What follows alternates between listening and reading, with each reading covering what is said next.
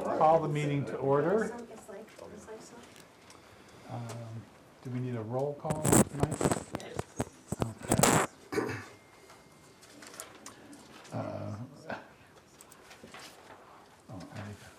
I can do it real quick. Okay.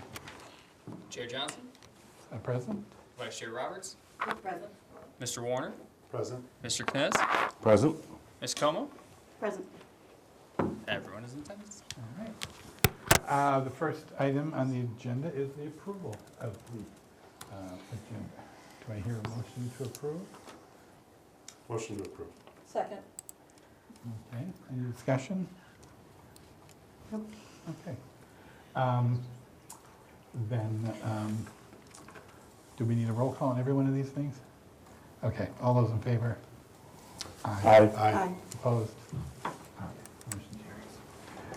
And now we need to approve the minutes from our last meeting on December 12th. So everybody should have had those in their packet. Mm-hmm. So I'll entertain a motion to approve the minutes. There's a correction needed. Okay, well, let's have a motion and then we'll correct Now I have to, which motion do we need? to approve the minutes. Okay, well, we can't, And then we'll have discussion. okay. Motion to approve the minutes. Okay, second? Second. Okay. All right. Okay, on page 4, under public comment, Diane is listed as Diane Addison, and her name is Anderson.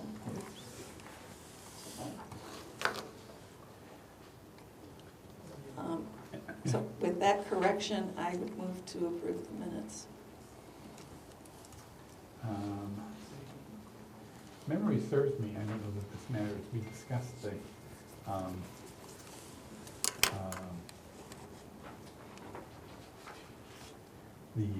water meter communications tower first, and then we had the discussion about Yes. the school project. Correct. So if those could be reversed in the minutes. Oh, they're not reversed in the minutes? No, the school discussion comes first. Yeah, it did. Did Oh, it? no, it didn't. I'm It sorry. didn't. Yeah, it was the Talking first. Most likely, I just took the minutes the way it was set up in there. There you go. Just kept it like Okay, All right. okay, so that's 2 corrections, okay. Any other comments or corrections? Everything else looks fine. Pardon me? Speak up. Looks fine. Okay. All right, then, all those in favor of the approving the minutes as amended? Aye. Aye. Opposed? All right, that was easy. Motion passed. All right. Okay, now is the time for public comment on agenda items, and comment will be limited to 3 minutes. If you wish to comment, please step up to the microphone, and Austin will be running the official timer. So, does anybody wish to comment?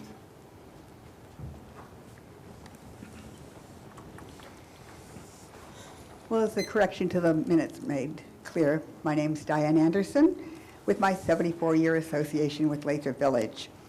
I heard a terrible, terrible rumor today.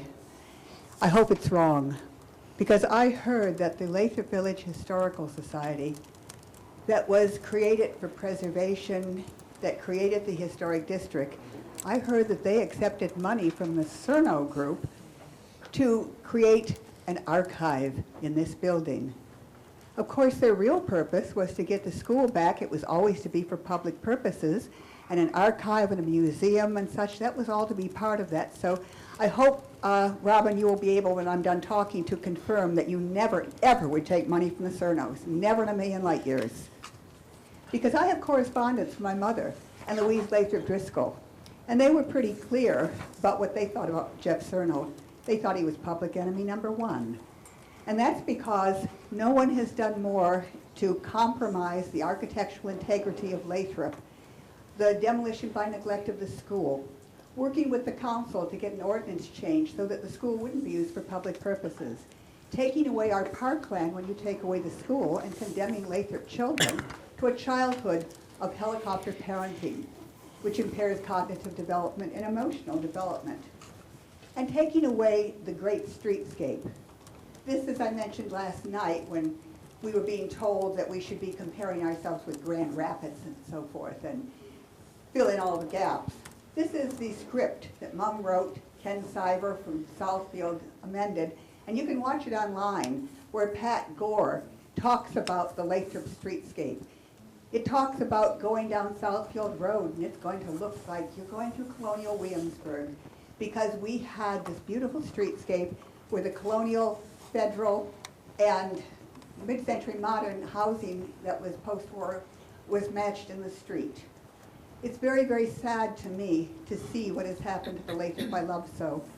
I'm very sad to see that the Historical Society hasn't been doing the job that Mom and the people who were here fighting those battles for preservation established it to do. There's a revisionist history being told about that organization, and in the process, it compromises the work of this committee. So I am hoping beyond hope that never ever would the Cerno group be dishing out money to community groups that can be seen as compromising the integrity of those groups. And of all groups, there never, ever, ever should be a group to take 1 cent from the Cerno group. That would be the Historical Society. Please deny it, Robin. Am I allowed to respond? No, we'll save it for later if you wish. Okay, any other comments?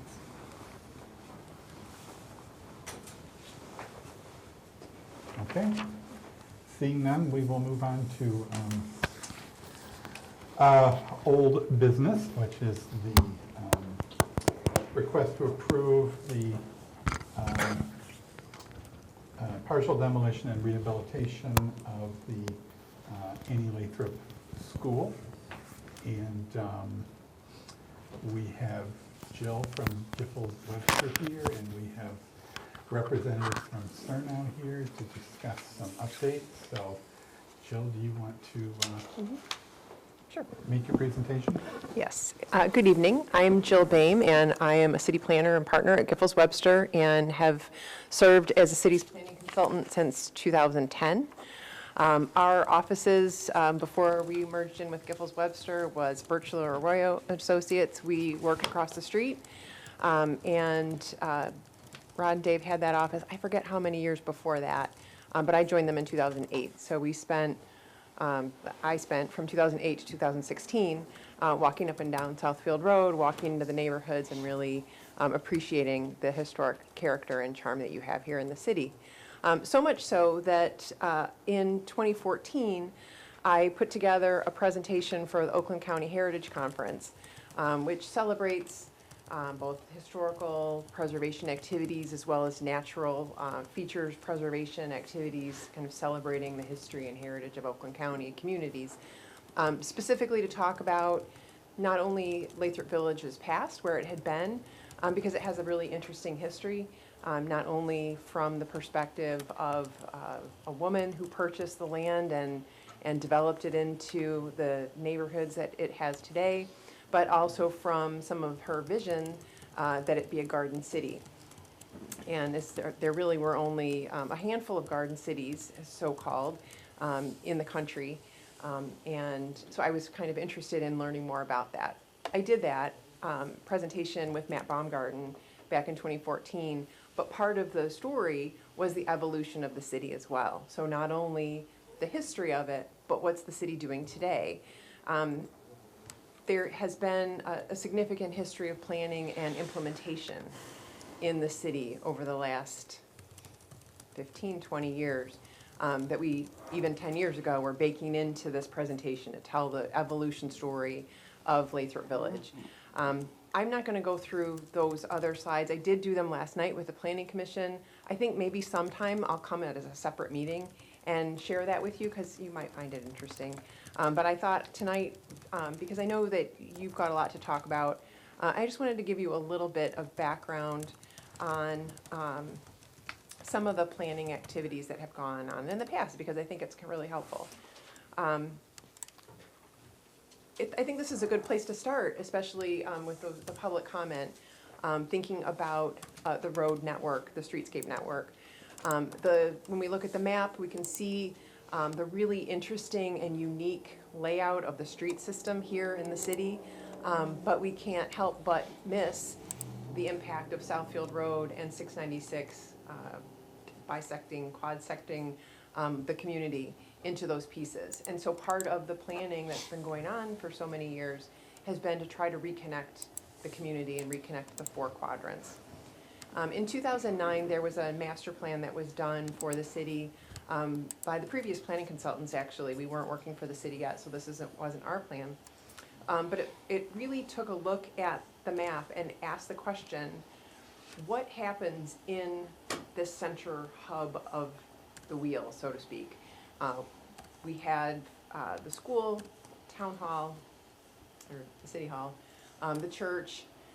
What should something be happening within that hub to be more impactful for the community? And so it focused on preserving the existing single-family residential, which obviously contributes to the significant portion of the charm of the city. But increasing the mix of land uses along the corridor, and especially within the hub of the wheel, so to speak, the village center area. Allowing residential above commercial uses. And one of the key things was thinking about the city as a destination rather than a place to pass through. Improving curb appeal with attractive and complementary architecture and landscaping, promoting more walkability, bikeability, and also improving the schools and creating gateways to the city to make people understand that they're not in Southfield anymore, that they're actually in a completely different community, Lathrup Village. And so those were certain of the key themes that came out of that 2009 plan. The plan was ambitious at the time because it envisioned different things. But some of the things that were introduced in 2009 were the idea of mixing land uses and having multiple story buildings. So yes, creating a little bit more density along Southfield Road. To some extent, as we were talking about this last night with the Planning Commission, city can envision what it would like to have and what it would like to be, but we do rely on the private property owners to help us in our implementation efforts for creating the kind of community we envision. We have to be mindful of private property rights, and so when businesses are going along and doing their thing and being as successful as they want to be, in order to promote and encourage and catalyze a new vision, there needs to be something that we're asking for or we're offering. So in this case, a mixing of land uses, trying to be a little bit more flexible with the things that we allow in the corridor and along the mile roads, as well as allowing for an opportunity to have multiple stories, where the current pattern or the historic pattern had really been one story. One-story buildings on this massive roadway that we have really is suggestive enough an opportunity to, if we can increase heights, then we're creating a different feel for that area of the corridor. So this is part of that story. Southfield Road is a significant divider between the east and west sides of the city. We've got this 5-lane road, considerable right-of-way. You can see that tree and all that lawn area, really serving the automobile. Originally, it was intended, and Louise Lathrup had in her vision when she outlined how she wanted this community to look and function, is that these roads, she knew, were part of a regional system called the superhighways, and that we would have mass transit running right up the center of these roads, and it would serve as people could go downtown to Detroit, work, and then come back out here to the suburbs and have peace and quiet and tranquility. Well, we know what happened over time. We didn't get the mass transit, and not only that, but people stopped working in the central city and started seeing new office buildings pop up, goods and services close to where people were living because it was more convenient.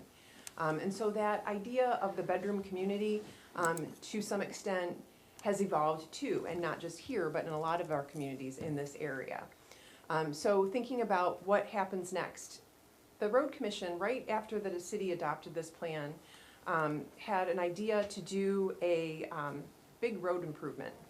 And it involved a 60-foot wide landscaped median If you think about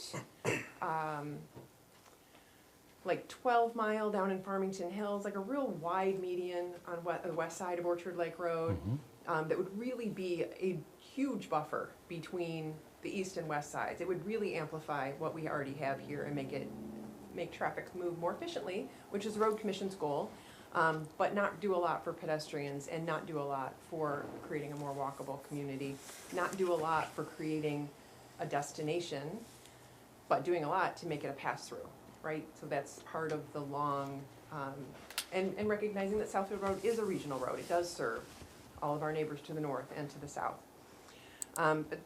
But in 2009, and these things were happening at the same time, the city leaders at the time said, well, that doesn't really work for our vision. We have this vision of this master plan that's going to do all these other things, and this is counter to that. It would have taken out the front yard parking for a lot of businesses, increased the crossing distance, and further established the suburban character of the corridor, and that was really at odds with the master plan. So right following that, the city developed an access management plan. And this is all part of the commitment of the city leadership at the time to be pursuing these things and setting things up for the future. So working with the Road Commission and saying, look, we have an access management plan. We can do some of the things that you're looking for. We can improve the efficiency of the roadway. We can improve safety, which is really important. By doing some of these other things through this illustration. And it's a little hard to see, but the Road Commission agreed. They weren't super excited about it because they had the funding, but they recognized that the city had a vision and they wanted to work with the city and be a partner. And so this work continues to be ongoing, but it is moving forward. It's been a very slow process with them. But following that, then the city adopted a complete streets plan. Well, what's that? That's a plan that shows the city's concepts for getting people around the city on foot and by bicycle. And it promoted bike lanes and signage, and you've seen those around the city in the years since then. But really trying to get the idea, and you can see through like the green lines and the blue lines, really trying to connect all four quadrants. And so that anybody, wherever they live, can access parks, they can access City Hall, they can access the other things that are going on north and south of 696. In 2010, as we started working with the city about this time, looking to implement the master plan through zoning language. And because our master plan is our guide for development, it's our policy for land use decisions, but the zoning ordinance is how we regulate the use of land. And so to come up with that, we developed a model that was based on the vision of the master plan.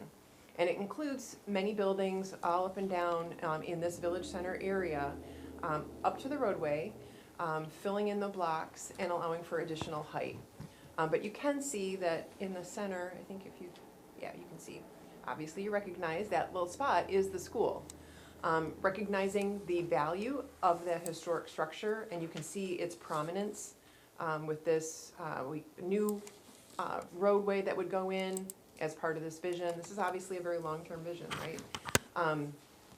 Where in this area, on-street parking, so a lot of the things that you would see in a compact development with a mix of uses that promotes walkability. Again, if you can picture being in an environment in a downtown setting where you've got buildings that are a little bit taller and you're walking down the street, it has a different feel and maybe a little bit more comfortable feel than if you're walking down a street where the buildings are set back and there's parking and traffic is going by pretty quickly. It's a very different kind of feel. So this was a new way of thinking about how we plan for new development and new building. This is also a new kind of zoning that was really introduced then called form-based zoning, where we're really pretty concerned about the building placement and some of the features that are associated with it, and a little bit less concerned with some of the uses. Again, on-street parking, multi-story mixed-use building, again, focusing on the historic school. So this is the model. In 2012, we further went and refined this earlier model, coloring in some of the things, giving a little bit more detail. And this is really interesting because it shows the preservation of the historic asset, the school, but then the utilization of the lawn and community space, flanked by mixed use, mid-rise development with new housing opportunities. Can I Yes, ask a question? absolutely. What happened to the church? That's the next. No, it's not. Oh, it's not. No, I guess that's. It's been completely overlooked. Mhm. Okay, It's a long-range vision, right? So this was part of the theory for that. I don't think, well, maybe it is. It feels like it's over a little bit further. mm-mm. That seems like the parking lot of, Can you go But back anyway. to the previous slide?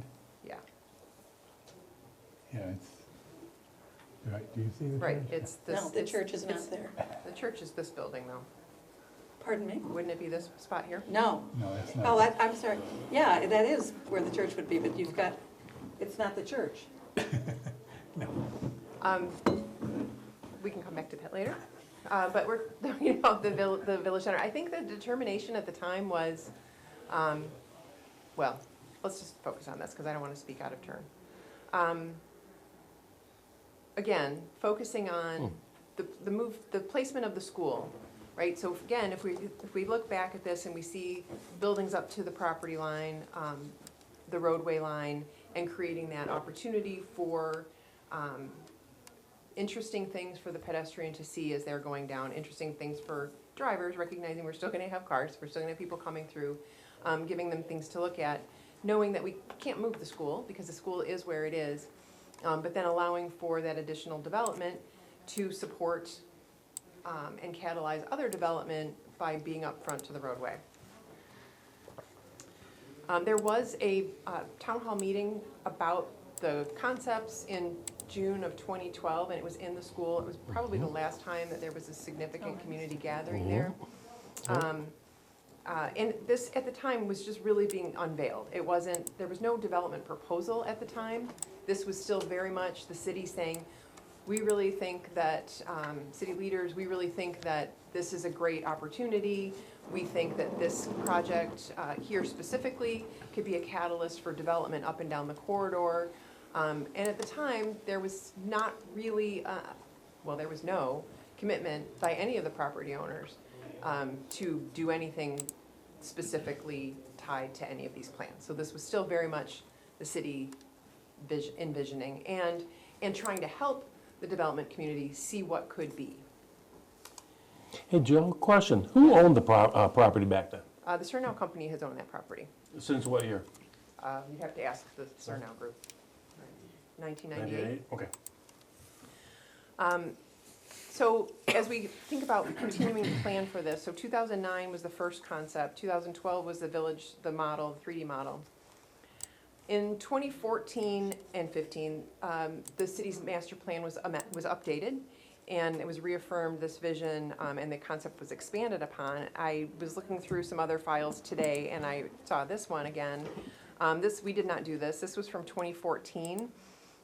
It was a University of Michigan study with the MEDC, including another conceptual layout. So this was a professor of real estate program at U of M and a couple of students and MEDC participation, and that's a similar model to what had been shown previously. In 2021, we went through another master planning process, and the city again refined the village center concept. Here, there was more of a recognition of, okay, there's not much happening with the school property, the city doesn't own it, so there's not much that we can do, but maybe there's other ways that we can start catalyzing development in this area, and maybe other things that we can do to bring in more housing, to support the kinds of activities that we'd like to see in the village center and up and down the corridor. And so the plan, conceptual plan was revised to bring in some row houses. You see those on either side as more of a transition element between some of the commercial development and the residential neighborhoods. And then some stacked flats, if you see those back here, apartments, but those being fully residential developments to accommodate additional housing. This is another angle of that. The model continues to show the school with flanking structures at the front lot line, along with the activation of the lawn and plaza along Southfield Road, and the connection to Annie Lathrup Park to the east, as ways to tie those things together. And those were just some of the examples from the row houses that were back in there. There are some elements to the master plan update that speaks to the redevelopment of three areas, actually. This was one of three that was included in that. Again, retaining the historic structure, allowing for additional buildings, incorporating a mix of public and private property, including residential, office, retail, restaurant, entertainment, gathering spaces, and recreation areas. Some of the things that we've talked about: rehabilitating the school structure, allowing new buildings to complement the school, building walls and spaces between buildings, giving pedestrians a protected feeling, while also providing space for pocket parks, plazas, courtyards, or linkages and passageways to the rear of the buildings. We highlighted that public spaces should be opportunities for people to gather formally, so art fairs, concerts, other events, as well as informally, just a chance to sit down, people watch, and looking at courtyards and arcades, smaller spaces that are created by buildings that also help create that feeling of intimacy and a sense of connection from people to place. So that was really all I wanted to cover with you, is just kind of give you that background on some of the planning history that's gone on over the last 15 or so years.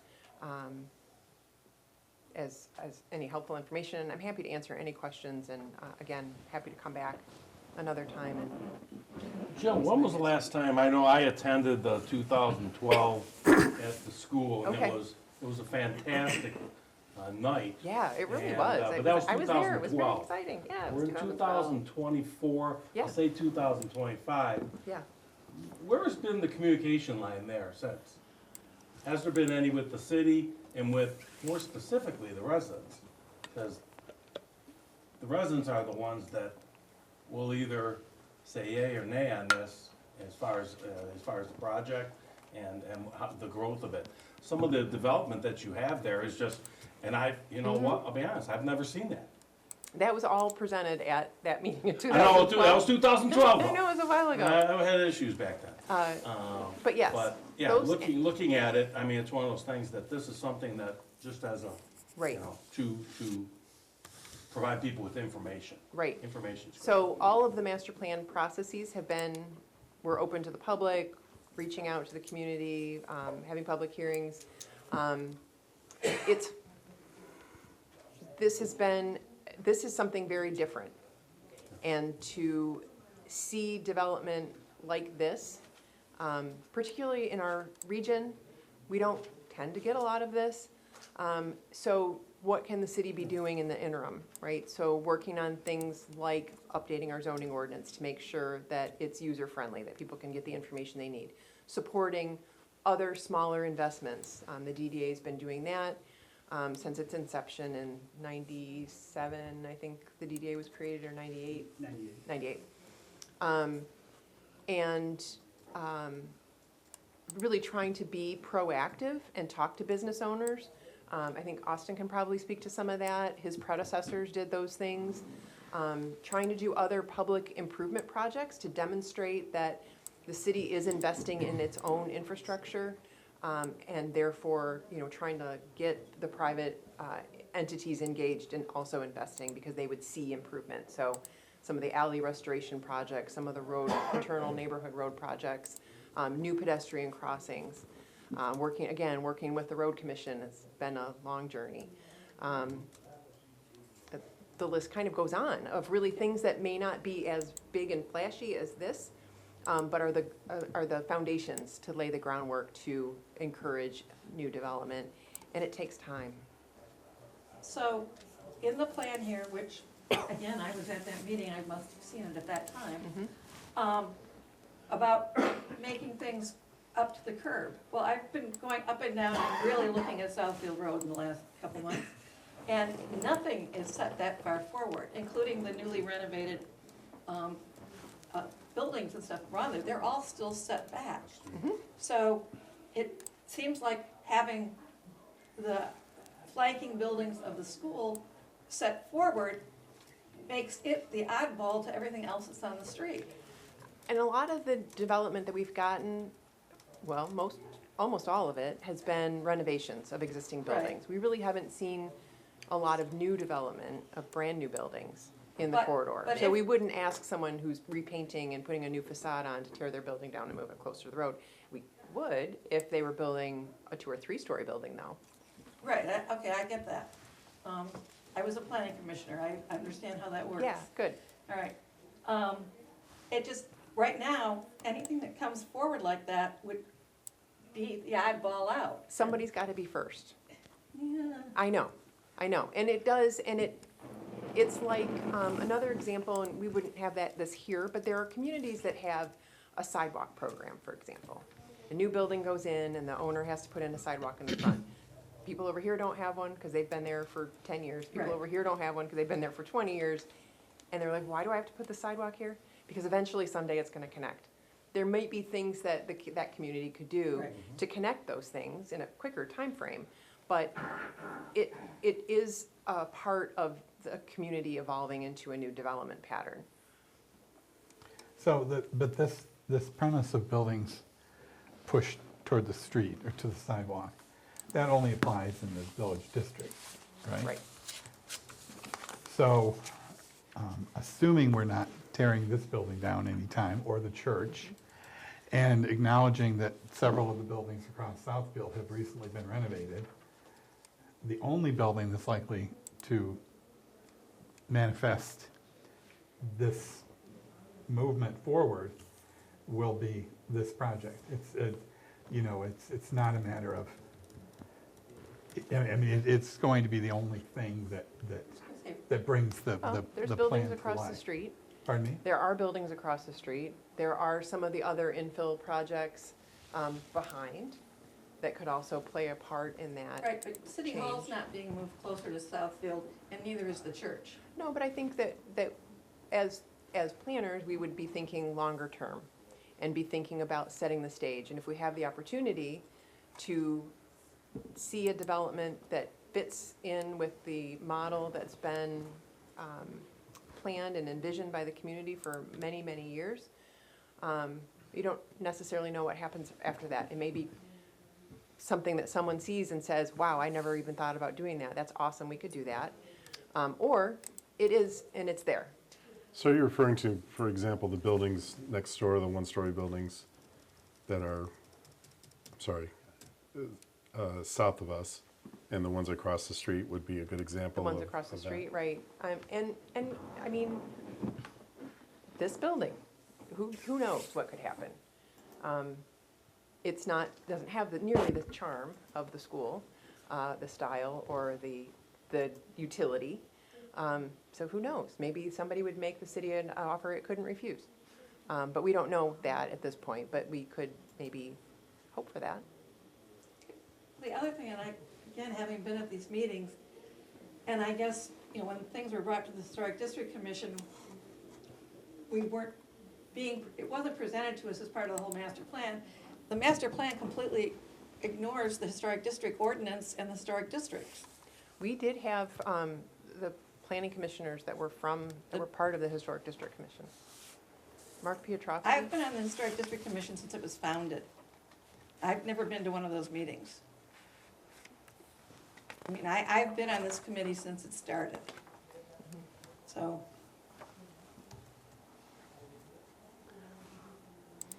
Has anything really, I know that there's been a lot of discussion about Southfield Road.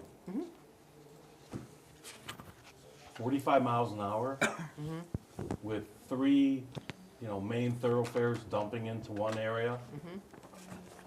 The boulevard, why wasn't that ever really pushed forward in order to, because you got these buildings right on top of the street.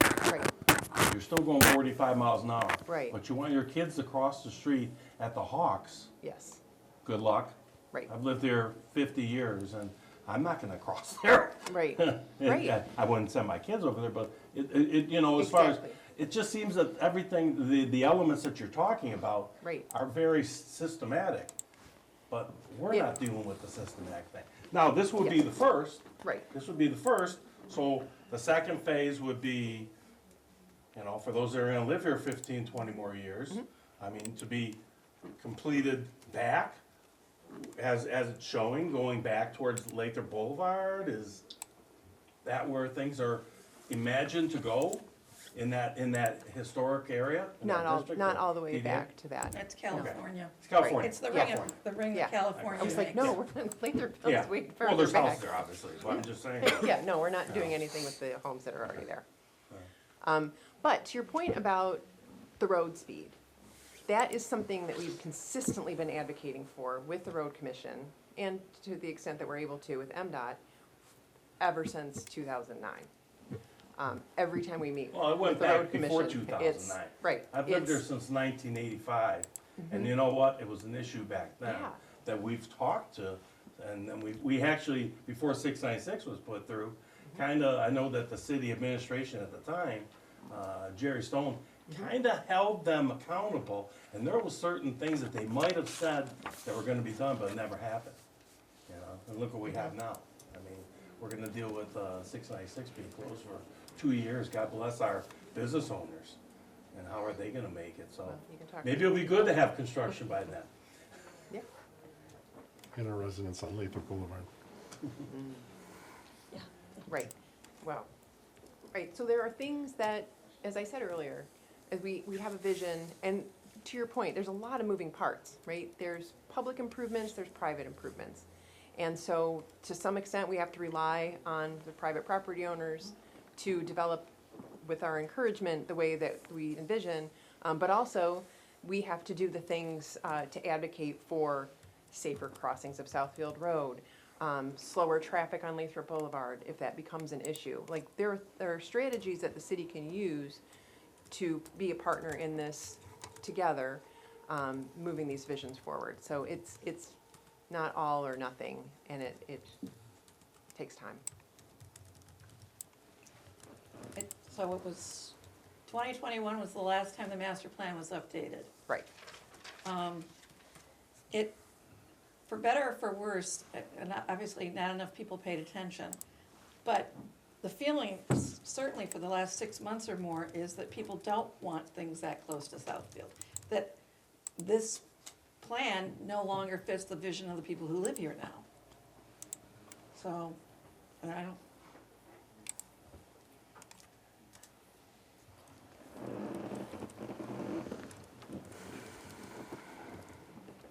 I don't want to, I don't want to take this conversation too far out of context, Right. but I am curious, and I know it was raised last night in the planning commission meeting. So why doesn't Panera manifest this? Why isn't Panera up against the sidewalk? It's a good That's a question. new building, so Right. why was it aligned and why didn't, because there's one of those, Yes. there's one of those buildings Yes. that theoretically Indeed. does what you say, which is to start the ball rolling, and there's an opportunity lost, and I'm not sure why that happened.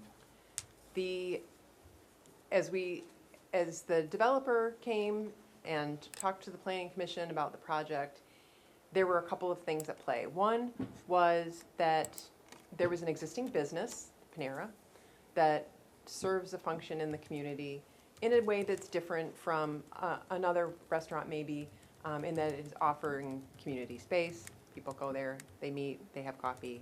The Panera had always been open for that kind of thing. Planning Commission and to the extent City Council for their role in the approvals recognize the value of retaining an existing long-standing business. There was a recognition that the property had already been developed in a very similar way when it was the bank drive-through. The building isn't too much different than where the bank building was. There was a drive-through in the bank building.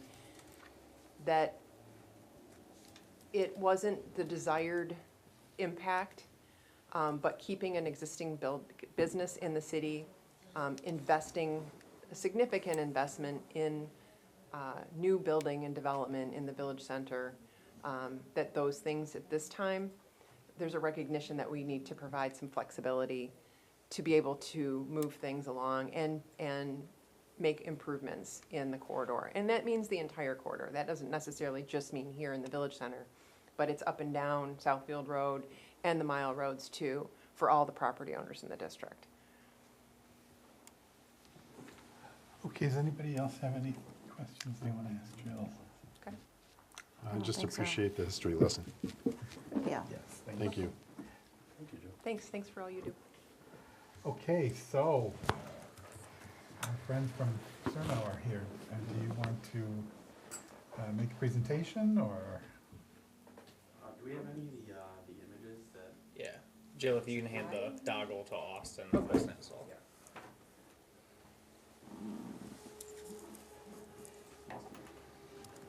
Can you guys just answer the questions that we had put some questions forward in the last meeting as to the area, the setback, and the adjustments that are here now?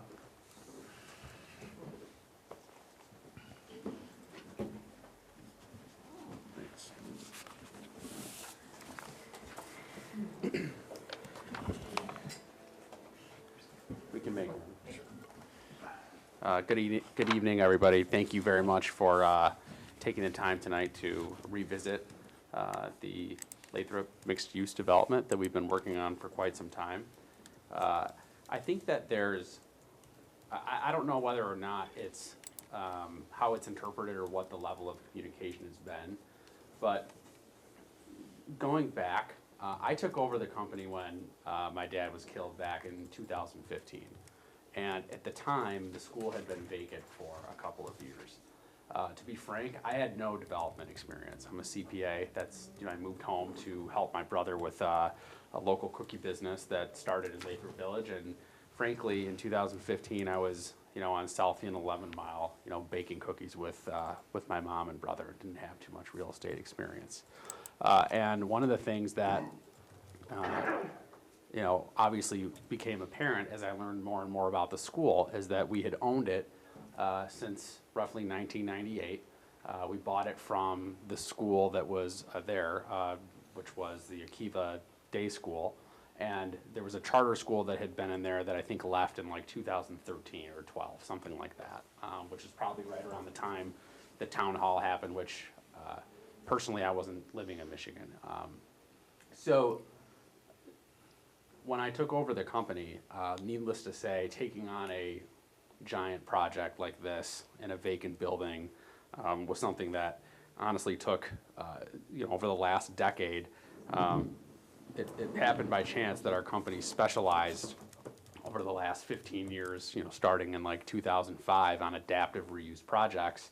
And a lot of those projects were down the street in Birmingham, Michigan. So our headquarters is in the 1939 post office, and we completely preserved the exterior building and renovated the inside into office space for various tenants to come in and lease space from us. And so over the last 10 years, we've been taking on these projects that have been very complicated. The last one that we finished was a church that was built the same year as this school. It was a Christian Science church, and we ended up preserving 3 of the 4 sides. It wasn't historic, but it was a building that most people wanted to just knock down and build a zero lot line development. We take a lot of pride in these historic buildings that really aren't, they're few and far between. And so I think that as we learned that putting in, and these are very, very complicated developments. They're not, things are not built the same way they are today as they were a long time ago, and they take years and years of planning, and they're very expensive and they're challenging. And when you're digging into something that's really unknown, where you don't have construction drawings or things to reference, you run into a lot of surprises, and it turns into a whole complicated thing that requires a lot of time and attention. Our company is specialized on only taking, a couple of projects on at a time. That's what our mission is, really just creating places for people to thrive. And we've been very proud of these historic assets that we've worked very hard and have people there that love to be there every day and feel a sense of connection and empowerment when they're in the space. And so it was through that experience and a long history of watching people come to us over the years of whether it was a brewery or a school or a religious organization or a co-working space, an apartment developer. All of these folks, nonprofit was the most recent one, had all these grand ideas for this school, which I personally believe is just it's a beautiful building. And my family's been in Lathrup Village for almost 50 years now. My dad's first center was on the one just south of 696 on 11 Mile. That's where our cookie business was, and I grew up working at the various buildings, throughout the summers and the school year, just doing property management and being a janitor. And so, Lathrup Village is very near and dear to me. I don't live here, but I've been a part of the community my entire life, and I love the city. And a lot of people, it's just from my own experience, I don't see a ton of other developers coming in and doing all these things in Lathrup Village. The reason that we have over the last few years is because I believe that there's so many buildings that are up and down Southfield Road that are blighted, and I'm just talking about on Southfield Road. And people don't realize how beautiful and charming and how special the neighborhoods are. I mean, I have friends that live in Lathrup Village, and when you drive back into the neighborhoods and you see some of these beautiful homes, it's kind of like a diamond in the rough. And so along Southfield Road, these commercial buildings, they've been blighted. A lot of them are falling apart. You kind of have these weird, situations where some of them have kind of random tenants coming in and out. And so our vision, it's very, very, for me, it's walking a fine line. There's a master plan. Our company is not part of the master plan or any of those conversations on, what the planning department and what the planning consultant came, into fruition from 2009 all the way through 2021. And for us, my own experience, I'm just trying to figure out things with these buildings that work, that can be rehabilitated, that can actually bring life back into some of these properties. And I take pride in the fact that I've been a believer in Lathrup Village from day one. The Panera thing is kind of it's a microcosm of what's going on here right now. We had a building that was built, probably 30 or 40 years ago, where the Panera was. It was the first Panera in the state of Michigan back when they were called St. Louis Bread. And it was a place for the community to come and have breakfast and have coffee. And when the internet came out, people would use it as an internet cafe. And I'd get a lot of feedback that it was a great, kind of like an anchor business for Lathrup. And to me, I liked the message that it sent because it said, hey, Lathrup is open for business. And back in 2018 or 19, we got a call, their lease was coming up, and they said they weren't renewing, that their business model was changing. Now all of these companies are doing drive-through and mobile order. And so we had conversations with the planning department and the commission and Giffords-Webster, and we basically said, hey, our concern is that this business is leaving, and we're going to do what we can to try and keep it. And there was a lot of people that were involved in these conversations. Residents came to these meetings.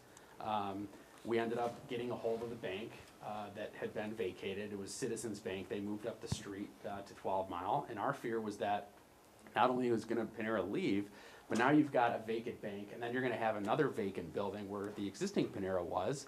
And that was a concern because the other businesses that are in that center that have been, the nail salon has been there for 20 years. The eye doctor has been there for at least 18 years. The staffing group, et cetera. These are commercial businesses that relied on the traffic that was brought to the center. So we're going to have two vacant buildings. And we brought the case to the city, and we said, listen, if the city truly wants to be able to keep Panera in the town, I understand it's not part of the master plan, and that the drive-through is not something that everybody may want, but the reality is that you're going to have more vacant buildings in town, and you're going to lose a key business, and it's going to send a message to the other businesses in the community. And so the city made a decision to grant a PUD, and the Panera opened a year ago now, and it's been a catalyst for other businesses coming on Southfield Road. And to me, our company takes a lot of pride in that. I mean, to bring Big B Coffee into town is a huge deal for us. That's a great local coffee brand. We have sent out surveys in the past about what people might want, and food options have been great. We got the Rita's Ice Cream to come into town. We have the Middle Eastern restaurant coming in now, and that was all because of the fact that the city realized that they wanted it, and the people that were at these public meetings, there was opposition, there were people for it, and the decision was made to try and keep Panera. And I look at the school the same way. Like, I love this building. I mean, I've watched it my entire life. I may not have been around in the community as long as, you know, some of the other folks that have lived here and been a part of it, but I don't want to see the school fall apart. And I've tried everything I can to try and figure out what we can do to try and keep it. And it's this thing is it's a monster. It's big. It's falling apart every year that goes by. Every storm that comes on, it gets worse and worse, and it's becoming more and more of really a liability at this point than an asset. And unfortunately, every single person that has come to us to try and figure out what to do has thrown their arms up and said, it's too big of a project, I don't want to do it. And because of the state legislation that has come out, and the need for housing, and because of the fact that there's so much vacant commercial up and down Southfield Road, the most recent effort that we've made, and we've been consulting, planning, and Giffords-Webster the entire time, and trying to follow the guidelines and walk the fine line between what the historic rules are and what the planning, guidelines are for the master plan, is what can we do to make this work? And this plan, we believe, is the best chance that we have at saving the school. It may not follow every element of the master plan. It may not follow every element of SHPO and the design, standards that the historic rules promulgate. But to me, I just, my fear is that at some point, this we either have to do something or the school is going to have to get torn down. And to us, we want to be able to keep the school. And so I just, I want you guys to know, I appreciate all of the comments from the last meeting. And, we originally made the decision to appeal, but we have, wanted to hear more and get more feedback from the HDC, which we took into consideration.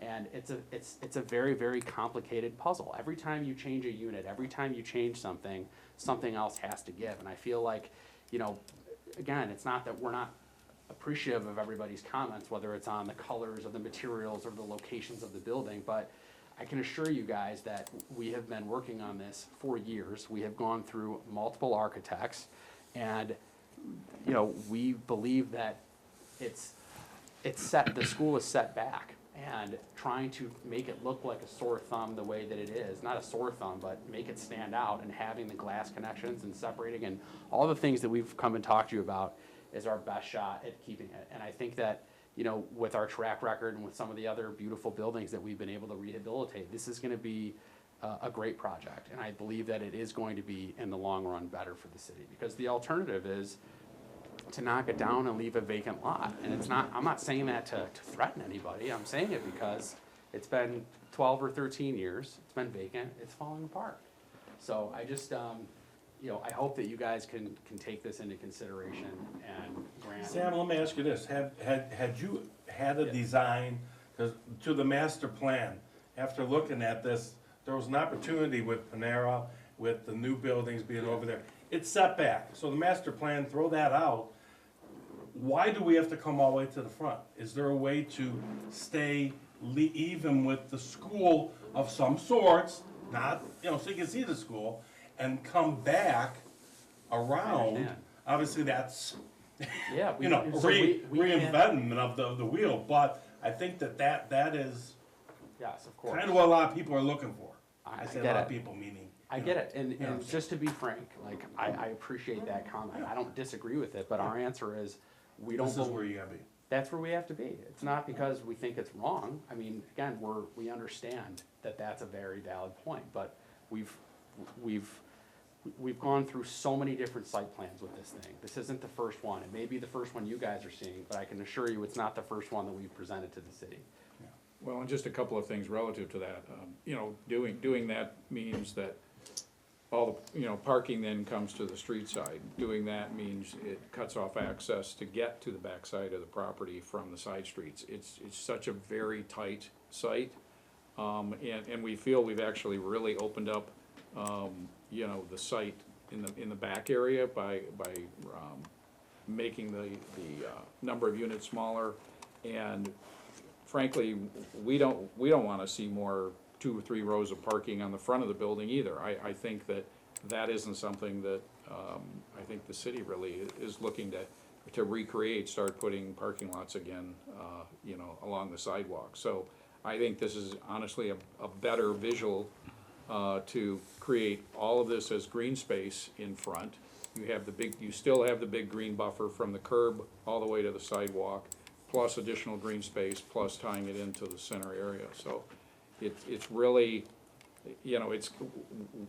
this site has been looked at with buildings in the back, multiple buildings, putting things along the park. All of those things, for one reason or another, had issues. They were bringing the buildings closer to the residents. They were cutting off the park from the rest of the development. They were pulling parking up along the front. So all of those things had their own set of negative, things that took place. Other folks didn't want us having the buildings back because then it would have been too close to the residents behind the park. I mean, and the only real way to make this, closer to what I think, some of these comments have been kind of, indicating is to shrink the amount of units. And the problem with that is that it costs millions of dollars to rehabilitate the school. So we could, that's the problem with it, is that in order to preserve the exterior of the school and bring back all of the systems to the historic part, not all of the things that were kind of added on over the years, but the original 1926 historic edition is extremely costly to renovate. And so we have been balancing, and that's with the idea to take the notch down, on the front. It looks like it's kind of grayed out, but where that notch was, I mean, it's one of those things where, I have not been able to necessarily figure out how we're gonna get over losing more of those units. The reason that we did it is because we're trying to show some level of compromise to the HDC and to the city and to whoever is concerned about it. But the more units you shrink, the less cost you have to spread out for rehabilitating the school. And so that's why we originally had 170 units, and it didn't allow the site to breathe. There wasn't enough green space. And so, we've been working with, different agencies in the state of Michigan to try and help us get funding. I mean, this project, even as you see it today, does not float on its own economically. So there's, people are saying, well, the developer's just trying to do this to make all the money. I mean, again, without getting too much into it, like this project as it is, I would, as a developer, no developer would be able to come in and do this project as it is. It needs help because it's cost the same to build this project and rehabilitate the building in Lathrup Village, just as the same as it would in like a Royal Oak or Birmingham, where you can charge double or triple or quadruple the rents. And for us, we wanted to build something where you could, it's not a low income housing project, but if you're paying $1,700 a month for a unit, $1,800 a month for a unit, it's something where, an Ascension Health student or a Lawrence Tech person or a nurse or a teacher or people that are in Lathrup Village that don't want to deal with their house can move into. And so in order to charge those rents, we still have to build a building and we still have to rehabilitate the school. And so, it's just a long-winded way of saying our group, our development group, has done everything that we can to come up with a solution to this puzzle. So, And just a couple of, things relative to, a couple of other comments. Again, this is what we felt was a workable solution to try to at least start bringing the volume down and kind of help make a step and make this kind of go in a direction that some of the discussion had gone. Some of the other things that had been mentioned that we had heard relative to keeping the existing, were we gonna keep the existing windows and things that were happening on the existing building. It's our intent, if we can thermally make those existing windows to stay, we'd like to keep them, if we can find the right process inside to keep them. If not, our intent is to replace them with, new thermal windows that would have the same mullions, the same look as what's there. So all of the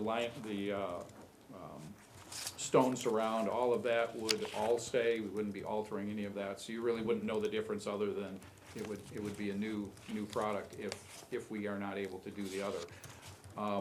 Also, we've talked kind of internally at the post office, we're looking at a development there, and we have an area between the post office and the church that's next door, and part of the development process that we looked at was, we have this area that's about 16 feet wide that goes between two streets, that is between the church and the old post office. And that is in what's called the Shane Park Historic District, and there's 4 historic buildings that are part of that district. So what we are gonna be providing is this kind of linear park that walks down between the 2 streets, Martin and Maple, and we're gonna create pedestrian areas and then monuments with information that, one for each of the 4 historic buildings that talk about them, give people a little bit of history behind them.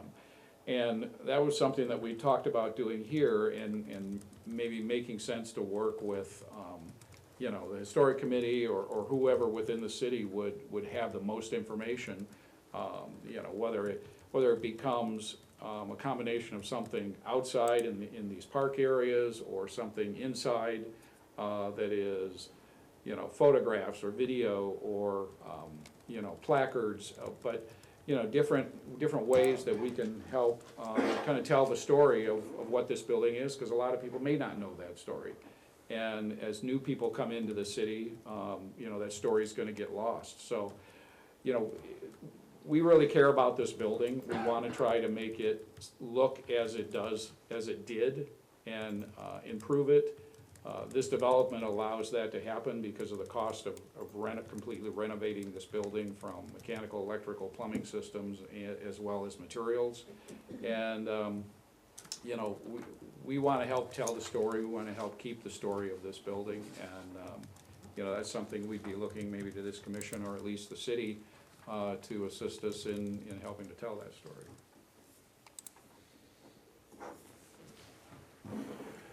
Okay.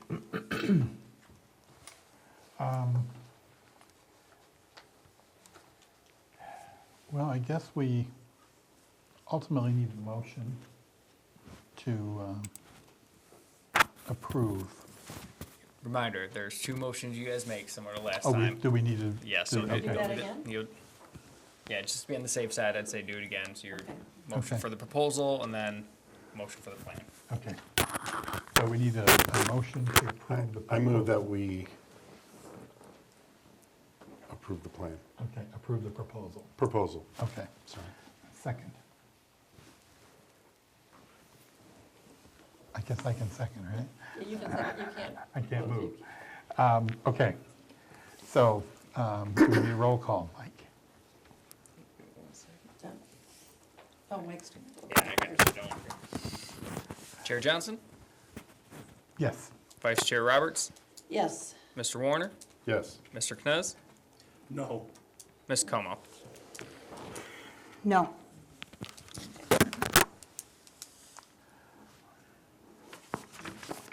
Okay, well, we need 4 votes to approve. So, So again, to clarify though, this is for the proposal to it's not approving the plan, it's just approving the Concept. conversation, essentially, about the plan.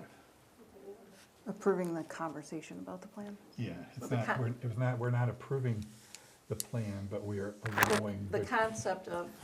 of a this- project. Okay, then I rescind and yes, change to yes. Correct. Based upon that language, I would say yes. yeah, just to clarify again, there's the 2, and you guys did this last time where it's the overall idea, and then it's the specific plans to. Mike, can I jump in real quick before, or is that out of turn? Dave, am I allowed to jump in? Sure. Hi, I'm Jordan Sherman, Vice President at the Stern Corporation. I just want to add one thing, I think there's a lot of thought here about potentially the developer and the group, or the developer and the city, being at odds or against each other on something like this.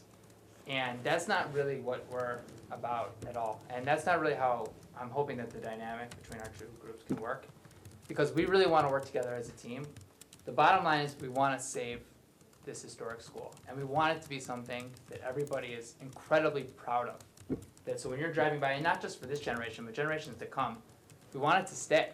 And we want it to be here. We want it to be a place of action and activity, pride, history, people living there, the domino effect of this happening, different businesses wanting to come in because it's sold out, because it's vibrant. I think there's potentially a misunderstanding for who's necessarily going to live there. This is something for not just people potentially to move into the city, but people who are already in the city who are better fit to live in a community like this than they are, in their home for whatever reason as they go forward. And I hope that as this gets evaluated and it gets talked about, it can be seen as something where we're on the same team to preserve it. And we're on the same team to build something that we can all be super proud of. And at the same time, we could recognize the duty we have to each other and to the city that this is an economic hardship. And it's been, since 1998, so 27 years, trying to figure out really what to do with this. And I think that's an important responsibility that we all take. Because I do think it would be a shame, 5 years down the line, we drive past this and it's just a vacant lot versus something, you may not love what this is exactly, but hopefully we can all see what this would do for the city and what this would do for the future versus letting other great developments happen in other neighboring towns and communities. And that's, I think, the duty that we all have here is to find a middle ground and find a compromise. And that's why we didn't just go straight to city council. We could have just appealed it straight up, but we decided we wanted to work with the historic district. We got recommendations, we took those to heart, we made those, we represented it here. Understanding we might get shut down again. It's kind of like, you ask someone out on a date and then they tell you no, and then you try to change yourself, you ask them out again and they still tell you no. But we're still showing up again because we care. And I hope that even if we do get turned down, I hope that that shows what we did, and I really hope, more than anything, we can work together on this and see this really as a team effort to save something versus being opposed to one another and saying, dang, that stinks that we weren't able to figure it out and it's now just a piece of grass when it could have been a beautiful, real domino effect to helping this community grow over time. You're doubling down on the threat. It's not a threat, it's just a, it's Can we it's have no, a- can we it's have not no a- comments from the audience, please, at this moment? I mean, we got a call from Pewabic, a couple months ago, being like, hey, let's try and restore the old fireplace in the kindergarten. Like, to me, it's a shame. It's not about threatening to tear the building down. It's the building is falling apart. There aren't a million other developers running into Lathrup Village to try and develop this. And I think you guys just really need to just decide. If you'd rather see the building torn down than see this, then that's okay. Because that's what's gonna happen. And we don't wanna do that. There's other options. Lots of them. I don't really want to repeat myself. Okay, sorry. Okay, so now we need a motion to consider approval. So anybody wish to make such a motion? Making a motion is not a commitment. Can I just clarify, the major change that happened was just the removal of just Two one, apartments on the top, on the other side. The two Yeah, units, just- one in north and one south of the courtyard. And then there's also a change in the color of the brick to be more complementary to the school. And they've put the red brick, because of the bringing it down, they put brick in there yeah. also. The two pieces of feedback we got were to expose the chimneys and to showcase more brick. Yeah. Yeah. And so in order to do that, we actually cut out a couple of the units, which hurts the overall economics of the deal, which we'll figure out later at some point if we can get this through. But we took those comments to heart and we made those changes. I really ask for you to reconsider, because we're not trying to be the bad guy. Sam, We're not. you're not being the bad guy. I just can't see the school. I drive down Southfield Road. I get it, but would you rather it not, would you I rather not see it at all? I think there's a way that can be done to make possibly, and I know you've done a lot of attrition Right. to it, to pull back. I mean, I got out there this morning and I walked how far that was to the front of the school, okay? It's not close, but, you know, you look at, like, from here, from this building here, looking there, you won't be able to see the school. So why'd Either you way. vote, why'd you vote yes last time? I was under the assumption, I want you to go back. I voted yes because I want you to look at it for what the changes of what the people here and who I'm representing. I have an interior designer at home, and you know her, okay? And her thoughts on it are very important to me because of the color scheme and what I've seen that the building uses. I was so impressed with your building in Birmingham. So when we met that one time, I'm like, wow, if this can be something of this realm. And I'll tell you what, I still think, I know we can, but the thing is, maybe taking one of the wings and instead of making this look so square at the front, maybe bringing it back a little bit. Again, the architectural scheme and everything there. understand, I mean, you're- going back, I mean, is it a restriction because we have a dog park? I'm just saying, are we restricted because of that? Is that something that the city, are we restricted to that size? I don't own the dog park. Well, I don't know. Well, that's what I'm saying, the city, a lot of the residents would like to see something go back there. And I've talked to a lot of people. I go to Panera every morning for my coffee.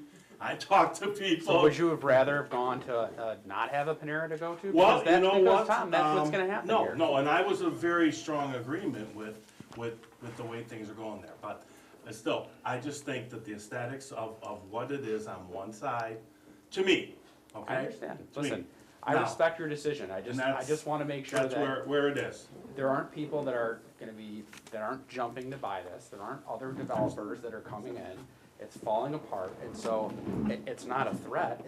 The building's not even insurable.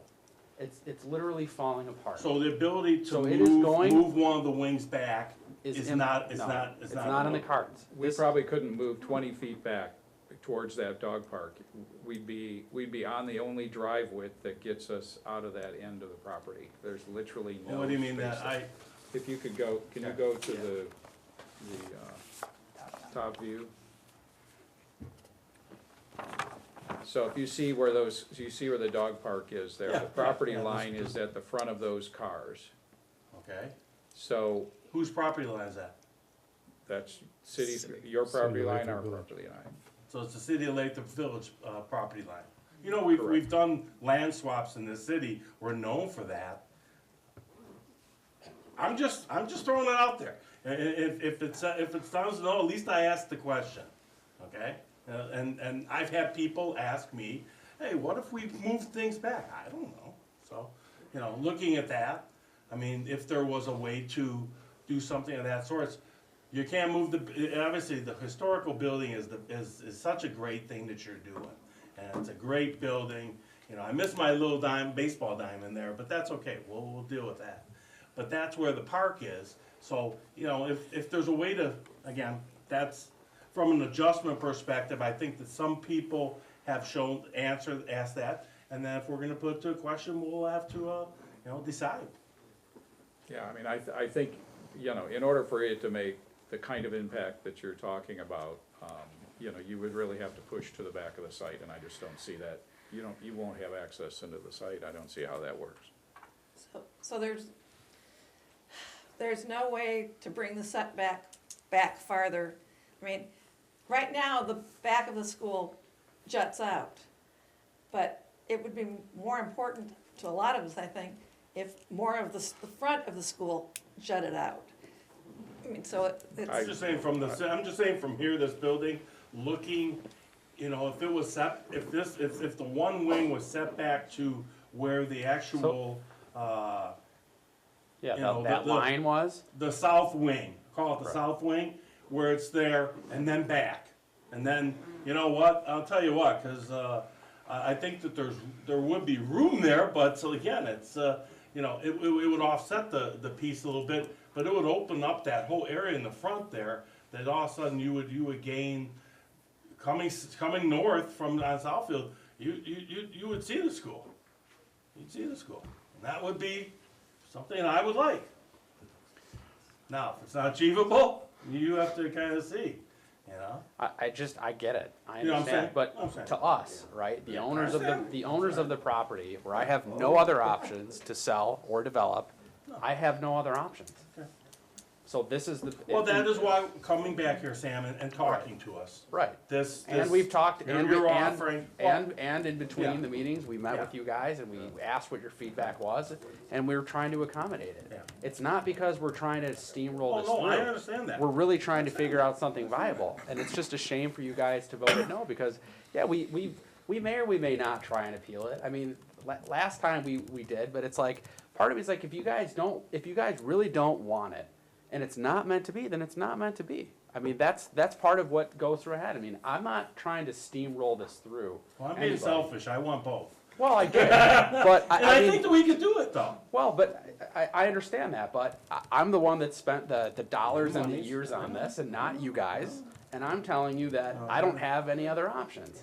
The way that went about too, Sam, it is what it is, okay? Right, I mean- But, you know what, it's a shame that there was just a, minute group of people that understood what was going on. We presented this to That's the good. public back in April of 2024. After spending 2 years with Giffords Webster and planning and the commission and going through, we tried to do the land swap where we were gonna do City Hall and take over the whole property. It became too complicated. It didn't work. You have a police station. There was all of these factors that have gone into play here. And so you guys are just looking at it as if this is the first time that we've come to the city, which No, just no, I'm isn't not looking true. at it that way, I'm not saying. Which By any isn't means. true. By any So means. it's, By any means. again, I'm not trying to I'm be just, combative. I'm I'm asking just, the question and you're I get giving it. the answer. I'm giving the So, answer is that You this, know what? If- well, I feel like you guys are implying like I've done this in a vacuum. No. We've brought this to everybody, and so, Well, our city municipality as a whole has not, in the last 5 years, has not been that good communicating with people.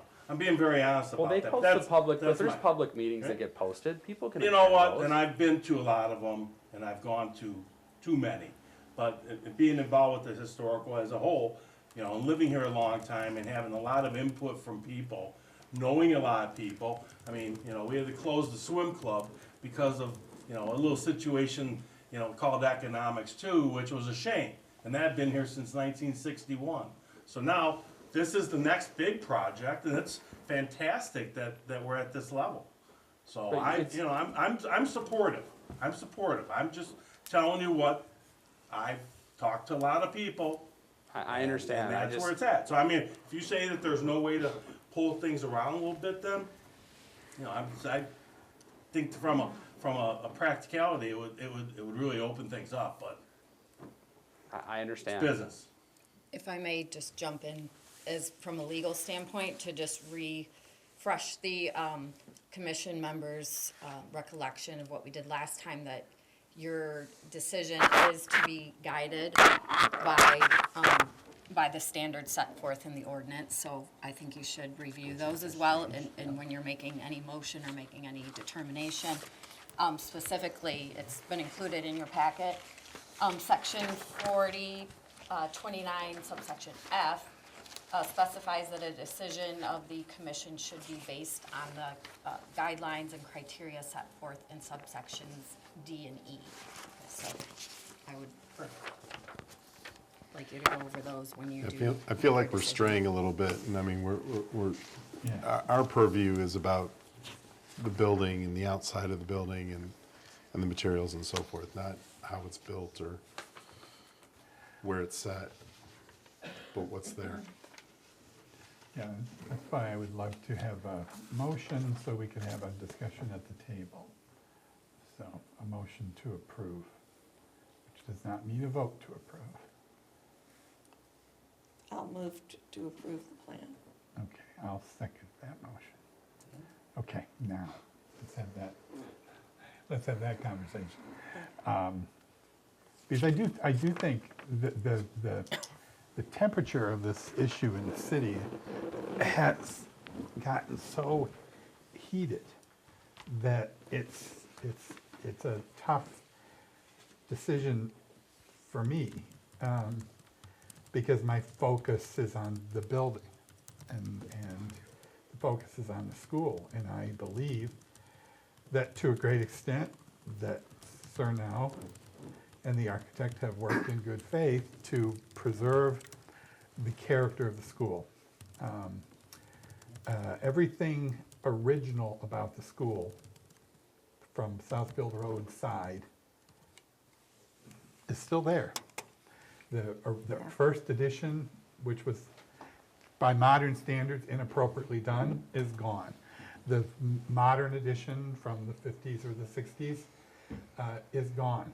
And we're back to the core of the building as it was built. No, that isn't true. You've got the dates wrong. Please, no more comments. Well, please give accurate information into the record then.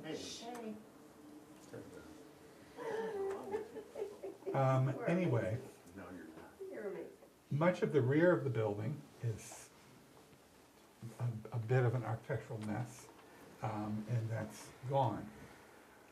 But the main part of the building is there. And to me, that's a generally positive gesture. Right. I also believe that you have acted in good faith in attempting to that term we've used, sort of surgically attack the addition, so it pulls back a little bit and it has less of an impact on the building. And so I think the conversation has gotten caught up in the scale of the whole project beyond the relationship of the project to the building. And I think the scale of the project is such that people are troubled by the lack of visibility of the school and the symbolism of the school on Southfield Road. And I get that. So I'm really struggling. I know that if we vote no, that you can appeal, and that appeal would very likely be approved. I know that there's probably work that can be done with the planning commission that would modify some things. But ultimately, you're also going to tell us that that you can't make this project work with any fewer units, and I think that fewer units and shrinking the building is probably the only thing that's going to make people feel a little bit more comfortable with it. So that's just my opinion. So I'm happy to hear from anybody else.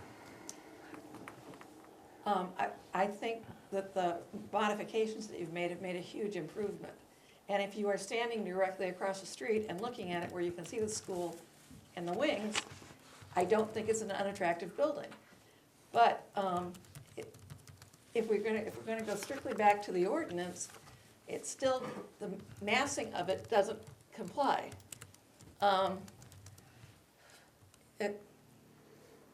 So it's a real challenge, because we approved the concept of having apartments and things there, which I still agree with. It's just the massing of them and the position of them. Because, you know, if you stopped at the corner of California and Southfield, no, what corner was that? Anyway, you wouldn't be able to see the school from there. And that's pretty close. So, I mean, looking at where it would come out, so. Maybe at the ice cream place. Pardon me? I said, maybe at the ice cream place. Yeah, I'm with Dane in that I'm really conflicted about it, because I don't want it to continue to sit empty, and I don't want to lose it. Yeah. But I also understand the economics, so. Well, if I might, we've really taken a lot of effort to try to celebrate the front of this building and try to recreate an amazing space in front of the building that's really gonna bring a visual impact as you're on the road. I mean, right now, it's an empty, dying grass area that has no visual positivity. I mean, the building soon isn't even gonna look good at all. And we just really feel that, by bringing it around and creating this pocket park in front and really improving that we're really upping the game in terms of how the school is gonna look and how it's presenting itself, much better than it presents itself now. And it's not gonna go away. You're gonna see it, and you're gonna walk by it, and you're gonna be able to utilize it in a way that you can't utilize it now. The community can't utilize it, the neighbors can't utilize it. And we're gonna bring it back to life and give it back to the neighborhood, we're gonna give it back to the community, and we're gonna allow it to keep breathing, and that's really what we're trying to do, and we feel like we've tried to You've been to very- showcase it as much as we can. You've been very respectful of the original structure, and I appreciate that. The other odd thing, just to point out, is that people are gonna be entering from the other side. Yeah. So when people come in, you see the front, the new front, which is the current back, which we're restoring, is popped out. And it's just, that's the other thing that's odd about it, is Yeah. because when you're entering, our goal is to restore the back side of the school on the east, because that's kind of like the new front of the building. And so that's, again, another just, Right, but element that. but preservation ordinances deal with the facades. Oh, I understand, and my point was, regardless of what the ordinances say, we're trying to do what we can to showcase the school and do what we can to save it. We don't wanna, continue to beat it down. I mean, you guys understand our point of view, and we're pleading with you to reconsider, because we wanna keep it, so. If we can get that image, I'm not sure if we can right now, or if we can send it around later, but it's kind of an interesting thing, because it's on the street side that you're seeing the image that we're all looking at. But the entry for the residents who are gonna live there, which is gonna be around the back, because the parking is around the back, actually showcases the school in its original way. And something that I actually feel like if you looked at the back as if it was the front, you might feel totally different about the project in general. I think we might be able to bring it up. Thank you, Austin. Well, that one area from the kitchen's being taken off, correct? Yeah. Obviously. So the entrance will be from the back, and there'll be, Right, so what you're seeing now is the backside, which is as prominent with the 4 chimneys and really seeing the shape and the form of the existing building. Where you see the smaller windows that are being added, this would be a new brick wall in the back, because once all of the old stuff that was done in earlier or later decades, there isn't gonna be a wall there, so we would be providing, a brick material that would complement that. And really showcasing the same volume of that school from the back, and actually even more so from the back. I mean, we have other images that show it a little bit better, but, there's a major, major entry right in the middle of that, and on each end of it, and that glass component that connects the 2 pieces, that's another entry point. So there's really, multiple entry points on both sides that are gonna keep this building, visibly, out there for everybody to enjoy. Oh, I thought of this earlier today. So the primary entrance for the residents is gonna be at the rear, because that's where the parking is. Correct. Do they go through the school to get into the apartments then, or can they access the apartment wings without entering the school? They can access without entering the school. So Okay, that, all right. the glass connector on each end is a separator between Okay. the apartments and the other. All right, it wasn't clear to me when I was looking Yeah. at the plans, so I was curious.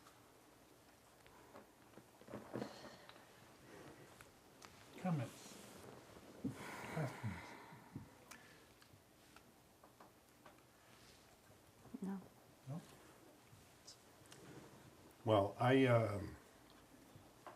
interesting enough, I mean, I went, after our last vote, I did a lot of deep diving of all the minutes, all the other meetings, all of that, and it was interesting that you brought up the piece about how our city is literally split in 4, and this idea that we're, the bedroom community idea that we've been talking about, it's a modification of that. I appreciate you saying that earlier. And I actually think that you've made a lot of changes that we've asked for since our last meeting. So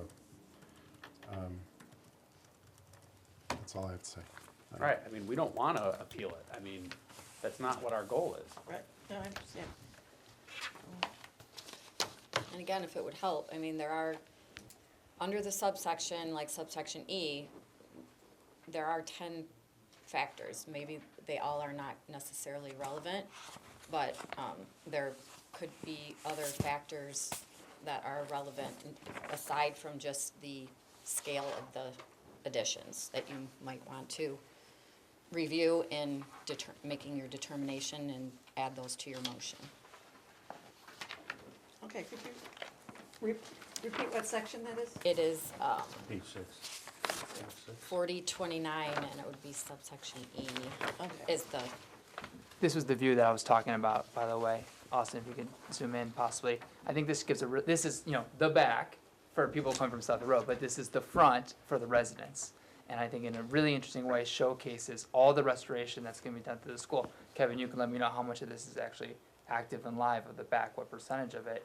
Right, that's the view you're gonna get from the park. That's Everything where except that wall where the windows are, that roof, the little flat roof and everything in the back is existing, so, it literally would just be infilling the back, wall with new material and windows. So for the And people that's the who- existing corridor where those windows are, so that's the Yeah. existing hallway. For the people who live here, this is the front. This is where they walk in every single day. This is where they park their car. This is where they hang out and be in the park. Yes, people will be in the pocket park, and maybe there'll be more of the residents, but whether you look front or back, for all intents and purposes, for the people who live here, this is the front of the building. And I think it showcases the school in an awesome way, Tom, in which you're kind of bringing up in terms of bringing it level. Because Tom, we want to activate the Annie Lathrup Park in the back, and so like to me, this is more of a better way to look at it instead of just looking at it on a view when you're zooming down Southfield Road a million miles an hour. If you're in the dog park or you're at City Hall or in your children's garden or you're in the back of the park, we want to be able to activate that green space. That's why we want to rehabilitate the dog park and make this. I don't know how many people use it. I mean, I don't. I'm in Lathrop multiple times a week. I don't see a ton of people using that, but it would be a great. I think it would be a great activator of some of that green space. So I just, again, I know it may not meet every element of SHPO, and I understand it's a very conflicting situation. But I just, again, I'm pleading with you to reconsider because we really are trying to walk and balance everything that we can to make this school stay here and integrate it and activate. And I just don't want it to be what could have happened in the Panera situation. So I just, One other note, Sam, sorry. We also met with the Parks Commission over the past couple of weeks as we've been going over all this. And they expressed interest in the dog park as well and potentially rehabilitating that with potentially some funds that could be coming in, and expressed interest and excitement in actually helping us with that area as part of bringing new parks and new families in. So I thought that was another extra thing that City Council mentioned to us, because we've been going everywhere to try to get people to give us their feedback and incorporate it into this plan. Okay, well, we have a motion on the table, and we have a framework of 10 characteristics that are the guidelines that we must adhere to. Can you just review those names? Sure.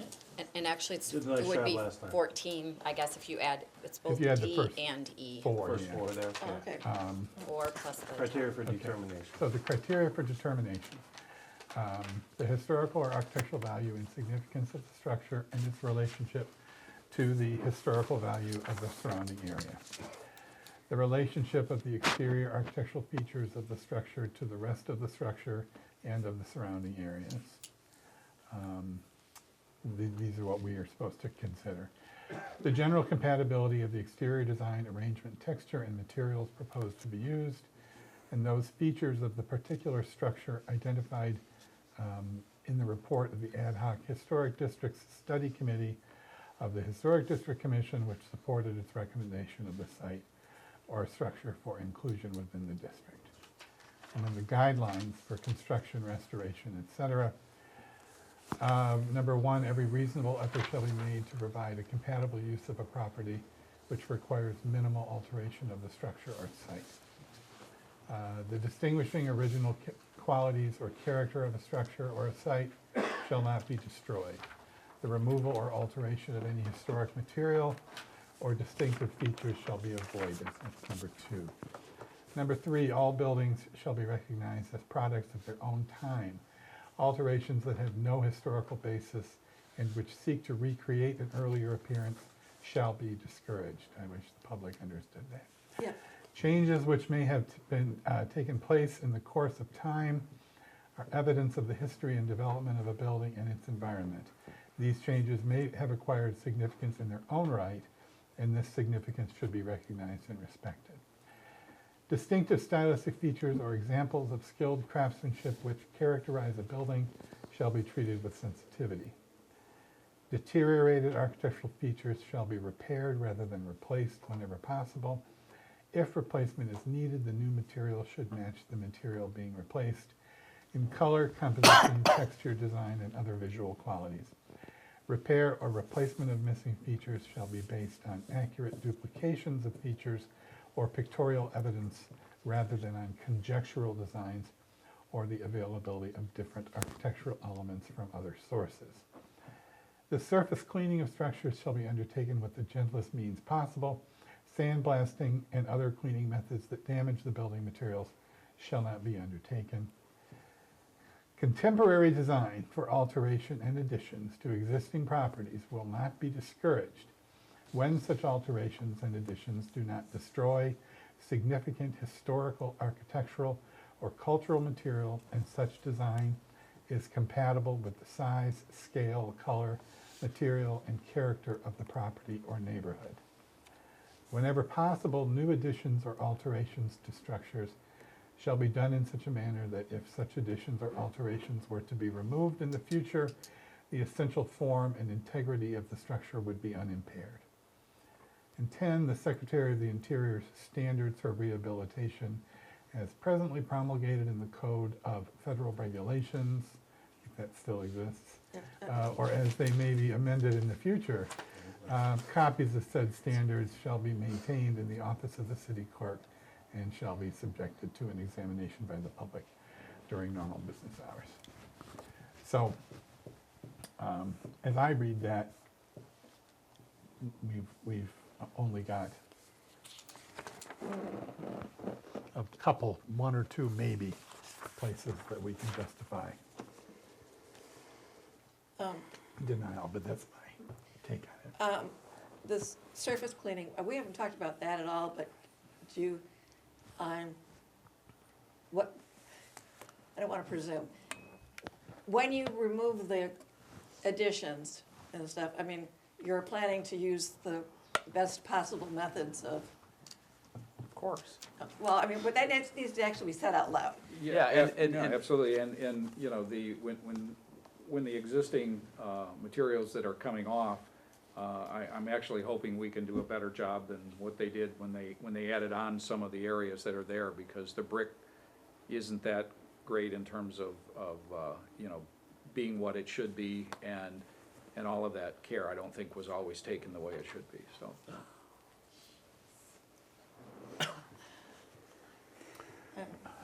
I'll jump in the deep end here. Of those 10 criteria, I don't see number 4 applying in the situation. And the only one that really seems to apply in the situation is number 8. Yeah. Which is size, scale, color, et cetera. But if you balance it against the other 9, call it, other 7 applicable criteria, that's. The question becomes, are you ever going to get a project that's going to comply with 9 out of 10 Right, yeah, exactly. criteria? Yeah. And I can tell you guys, from those of you that have been in some of our other, you know, buildings around, like, we're not gonna let the city down. Like, we wanna be proud of it. We're not like coming into Lathrup, like, we've been in this community for a long time. Like, we're leaning into it. We want to invest in it. We care about the city flourishing and benefiting. And so, we still, and by the way, if you guys approve it, there's still no guarantee it's gonna happen. We have a long, long road ahead. We've gotta go through site plan. We still have to go through all of the different obstacles with the state of Michigan and the MEDC and all of these different things. This is just the first step, but I am a long-term believer in this community, and so we're willing to spend, you know, and do whatever it takes so that we can create a place where people can thrive. So I just,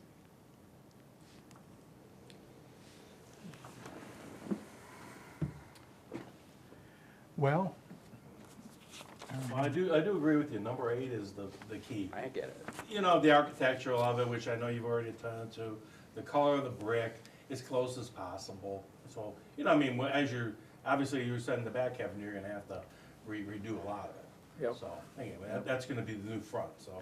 I mean, we've worked on a lot of historic buildings and renovations, and a lot of them that the Cerno company owns. And, you know, 9 out of 10 is pretty good when you're trying to Yeah. deal with these old buildings, and you're trying to deal with ordinances, and you're trying to deal with all of the things that come into play in renovating a historic building or an old building, so. Well, and also for better or for worse,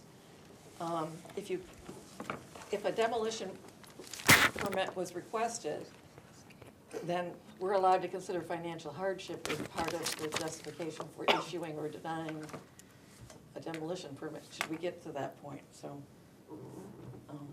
Just having been through that with the house in the woods, and I don't know if anybody else, anyone can remember that, I heard about that. yeah, so. okay, is there any more discussion, or can we call for a vote? Don't they have, oh, we vote before they speak? Pardon me? We vote before they speak? Before who speaks? The public comments. Yes. Yeah, we vote before public comment. All right. Really? Because we did public comment before. When we have Wait, the public comment. public comment should early. be now or after we vote? Well, they had the public comments But there's- initially on the agenda items already, so. they Right, did but there's another place for public comment on the agenda. Yeah, so based on your guys' last meeting, we treated this where it's public comment essentially like on anything. Okay. So that's how we treated it at the last meeting, so we added it to the agenda this time. But yeah, the first public comment was for public comment on agenda items. Right. That was their chance. Okay. So, okay. Yeah, I feel like public comment should come before we vote on it. Yeah, that seems fine. Well, what do we, when we have a motion on the table, what do we do from a legal perspective? Well, Or a procedural perspective? Well, you do have a motion on the table, so, Rescind the motion and make a motion, a motion to to modify amend the agenda? could table a motion and then Okay. make a motion to amend. Make a the motion agenda. to rescind the initial motion and to. Or you could just table You it. could just Table table it, table it, there you go. Hear from the public. Well, do a motion to amend the agenda to allow for public comment at this point. Okay, I second your motion to table. All those in favor? Aye. it. Aye. Opposed? Okay, now we'll have a motion to amend the agenda to allow for another round of public comment. I second that. I can't move it, No, but. I will make that motion, he Okay. can't make Oh. motions. You Got second it. All those in favor? Aye. Aye. Opposed? Okay, so, Anyone want to speak? anyone want to speak after having heard this Step up. presentation? 3 minutes, go ahead. You don't get cut off. This is a quickie. Thank you. I realize that I may not have questions answered, but I do have a question. Could you tell us your name, please? Oh, I'm sorry, Could you tell us your name, please? Jonathan Terrell. Okay, thank you. I actually have a question for Cerno, which, if you're allowed to answer, you can answer it, but consider this. Is underground parking impractical in this location? Has it ever been considered? And I have no I'd problem like you to answering. think about that, Yeah. because that could solve a lot. I know that I wouldn't want to park my car, even though everybody's converted their garage to something else. I've got a garage that I park my car in, okay? I would not want my car parked outside right now in this weather. And it's a big advantage to have covered parking. So that's number one. The other one is, I was looking at this, look at the northeast, let's see, yeah, the northeast corner of the south wing, just rotate the whole thing on that corner, okay? And I realize that probably then is blocking the view from the park, right, the city. So maybe there's some change in you know, shape, and maybe it doesn't, the whole thing doesn't have to be so orthogonal. Okay, so those are just my 2 thoughts. Thank you. Thank you. Anybody else wish to speak? Yes, start the timer, please. I've got several. First of all, are the historic chimneys being kept intact because they were modeled on English manor houses and they are very important to the integrity of the building? Secondly, I would like to know how many times you have applied for historic grants so that the school could be used for the kind of purposes that we wanted. I know the council's done nothing about it, so it was put in your camp. But how many times have you applied for those hundreds of thousands of dollars available for historic grants all over the place? I'd also like to know from Robin, have you taken money for the Historical Society? You haven't answered that from the Cerno group because that creates a conflict of interest. And finally, aside from misinformation about the dates of the school additions, the one was 1954. I'm the first class that went through it, and that matched very well. Thank you very much. The one in the 60s is the one on the side by the church to the north. And that one is horrible, and we all would be happy to bring out the jackhammers and help you bring it down. And finally, I will make a correction about the way you have treated people in this community. Jeffrey Cerno treated my mother, a founder, built the first house in Lathrup after the war, like garbage. He treated Louise Lathrup Driscoll Kelly, Driscoll, who was Louise Lathrup's daughter, like garbage. I have correspondence between them. The people who founded the Historical Society haven't a single good thing to say about Jeffrey Cerno and the way he reacted. The fact that he came in determined to take our public space that should have been turned into a community center, should have been parkland, and from the get-go, he never had any intention to do anything with it but something that he could line his pockets with.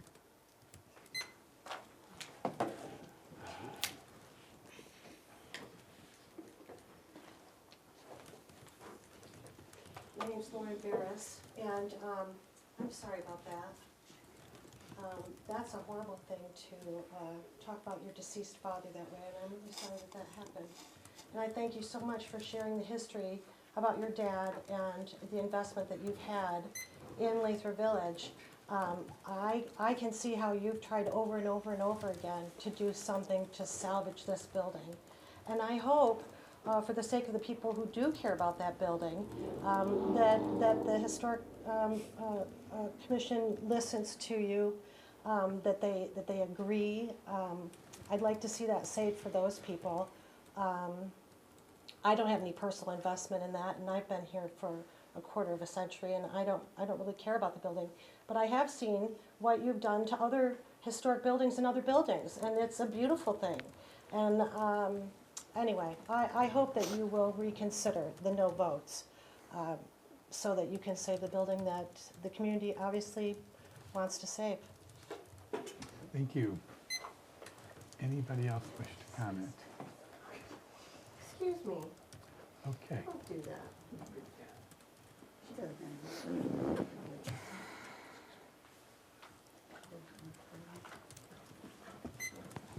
Hi, my name's Tim Hillman. I live on San Quentin Boulevard. Just quickly, thank you for all of your inputs this evening. My ask is in advance of your second vote, which I anticipate will be soon.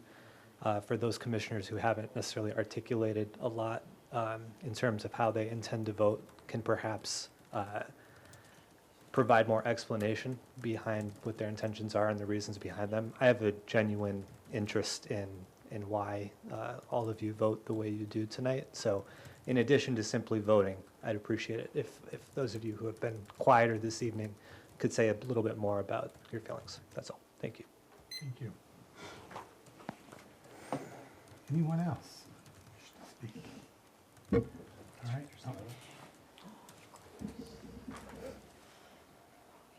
Hi, Autumn Susannis, Lathrop. Sorry, Rainbow Drive. Number 8, contemporary design for alteration and additions to existing properties will not be discouraged when such alterations and additions do not destroy significant historical, architectural, or cultural material, and such design is compatible with the size, scale, color, material, and character of the property or neighborhood. It's a looming dominant structure right up against the road, and the back facade is all new brick. That's not being preserved. I was here at other meetings, and that's all new brick. So the only thing that's happening, as far as I can tell, that's being preserved is the facade. It's a facadectomy, the front facade. The sides are new brick. I really hope the chimneys, no, sir? No, No? the Well, only new brick is the back face. The back face wall. is the new Back wall. front, right? The new front Sure. is the back wall, and that's what we're supposed to focus on and be happy about. No, So, I'm saying everything else is remaining as it is. except All the blocked from chimneys, view and all of the engulfed brickwork, by all this of it. giant new double apartment building housing a minimum of 268 new residents. Oh, that's if it's fully occupied. There's no guarantee this is going to be fully occupied, and they're getting a tax break. But I understand you're here to decide whether or not it's damaging to the historic building. I missed the part about the church being overlooked. The church is our historic church. This is our historic school, and then this building we're in is our historic city hall. These are 3 historic districts that we're going to be overwhelmed by this. This is going to dominate the entire landscape. It's going to change the way, the look and feel of our home city. Our sense of place is a historic area with like an almost rural, beautiful vista. I read your words, Mr. Johnson. Dane, you wrote beautifully about the curving streets, the tree-lined streets. You wrote about how our green spaces kind of define the feel of this beautiful city, and this is not beautiful. This overwhelms the architecture. This takes away, it detracts from the historic architecture, and I know you see that because you have an artistic eye, and you're a architect, I believe, a teacher of architecture.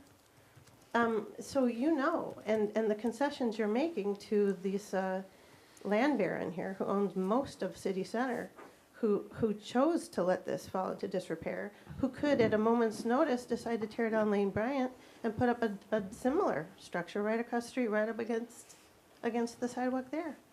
Last night I learned they can go a foot from the sidewalk. A foot. Okay, thank you. Any other comments? Okay, then let's close the, oh, sorry, Bob. Bob Harris, 25-year resident. You can fight this all you want, but if you keep fighting and you keep fighting, these people have to make money. It has to be a viable project, and that's what they're trying to do. So you can fight it, and then if you win, or if you, as a body, as if you deny it, we'll lose it. Honestly, I'm like my wife. You know, I'd like to see it restored. I'm not gonna miss it. For me, coming home isn't seeing the chimneys of the school. Coming home is going into the neighborhood. And that's where the charm of Lathrup Village is. It's in the neighborhoods. Because Southfield Road, in my opinion, is pretty horrible. And looking at that school the way it is now is pretty horrible. And if you can have a development like this, which is 100 times better looking than any other building on Southfield Road, how can you deny that? It's just going to improve the city. And also, some of you were saying, I've talked to a lot of people. I've talked to a lot of people. There's a very vocal minority who's doing all the complaining. Tom, I've talked to just as many people as you have. And you know what? They're for the project. So you're living in your own microcosm, and you're talking to people who don't like it. I'm talking to people who like it. Thank you. Thank you, thank you. Maybe Thank if you you guys, for a while, too. they would know what it was like Okay, in being part of we'll Lathrup. try this again. Is there anybody else that That's wishes because to of make a them. comment? They get Please be silent. Is there anybody else that wishes to make a comment? I'll give a polite pause this time. Okay, all right, then we can close out. Okay. We have to move? We need a motion. Can just close. Okay, good. All right, so now we have a motion that we tabled. What do you do to We'll resurrect? do a motion to take it off the table. Take it off the table. Okay, would somebody make that motion, please? I make a motion that we take it off the table. Second, thank you. Okay, so now we are back to our decision. And I'm happy to entertain Mr. Hellman's request that we give some insight into why we vote the way we vote, if you're comfortable doing that. I think everybody on this commission should have that chance. So shall we begin with Scott? Put you on the, put you on the spot? Go backwards. I'm voting yes. After considering everything, reading the materials, right, we're never gonna come to 10. I mean, there's just no way we're ever gonna be able to make that. And frankly, I think your comment about, you're not gonna find 1 million developers, I don't think you're gonna find another developer. So, I frankly think this would be a catalyst for the future of the city, and I vote yes. Okay, thank you. Gina? Yep. My ultimate concern is the building potentially being torn down. And it sounds like if this development isn't pushed through, that is a very real possibility. I totally agree that it's going to be very difficult, if not impossible, to come to all 10. Number 8 is my biggest concern. It's the sheer size of the adjacent buildings, but I get it, you've got to make the project work financially. I was definitely swayed, and my vote has changed to yes. Okay.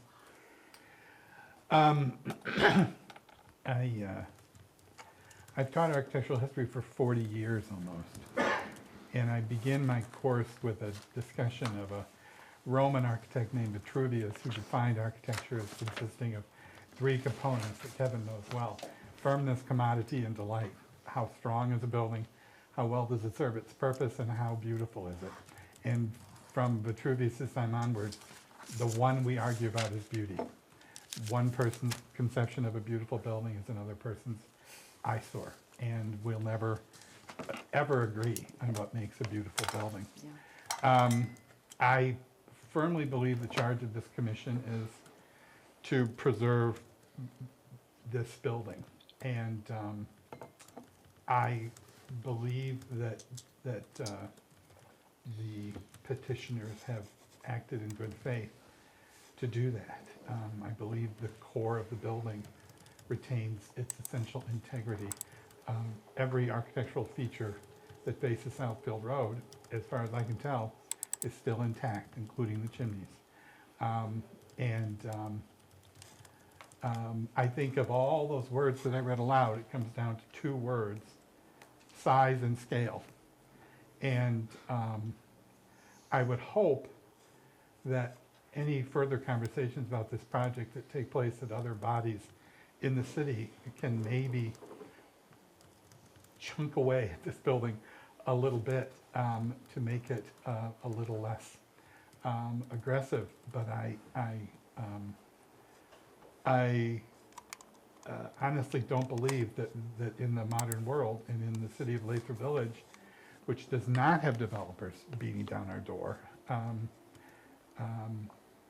to achieve 9 out of 10 elements of compliance with the intentions of the ordinance, I think is a pretty good achievement, considering the changes that have been made, which I do think improve the building and even address the issue of materiality. I think the building is better. I think it can be better still, and I hope that those conversations will take place. But because I completely agree with Gina that we have to stop the prospect of demolition over which we will have relatively little control. So I'm going to vote to approve the project. Why not try to buy it? Why can't we try to buy it? Please, cease and desist. This is so disappointing. It's hard to take. You can take your comments outside. No, I'm gonna sit here. Thanks. Robin? It's blackmail. Actually, everything he said.